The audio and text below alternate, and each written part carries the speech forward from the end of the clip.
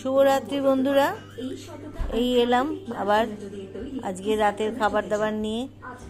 সব আমাদের শরীর ভালো না, তবুও তারই মধ্যে নিরামিষ খাওয়া। এই বেলাটা একটু চালিয়ে আলু মরিচটা আমাদের খেতে খুবই ভালো লাগে, তাই জন্য একটা আলু মরিচ করেছি। আলুটাকে সেদ্ধ করে ঠান্ডা সব লেগে রয়েছে তো শরীর ভালো না। আলু মরিচটা মুখে খুব ভালো লাগছে।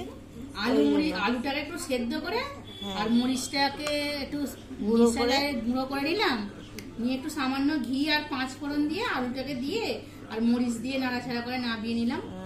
এটা করতেও খুব তাড়াতাড়ি হয় আর খেতেও আমার খুব ভালো লাগে। আর তারপরে তো মানে মুখে যাদের অরুচি হয়ে যায় ঠান্ডাতে খেয়ে দেখবে তোমরা, খুব ভালো লাগবে। খুব সুন্দর, ভালো লাগছে না অরুচি মুখে, তখন দেখবে এটা খুব সুন্দর লাগে খেতে। তার সঙ্গে একটু মিষ্টি তো খেতেই হবে। এই মিষ্টিটা আমাদের খুব ভালো বিগ বাস্কেটে। এইটা কাজু বরফি।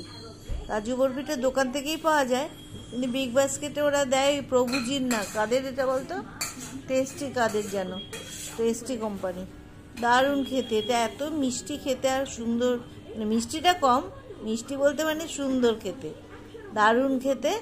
আর কাজু দিয়ে করা বলে দারুণ লাগে। আর কাজু, কাজু বরফি তো। আর লঙ্কা তো আমাদের আছেই, লঙ্কা ছাড়া চলবে না। এই আমাদের আজকের খাওয়া রাতের। কালকে আমিষ, আজকে নিরামিষ হয়ে গেল।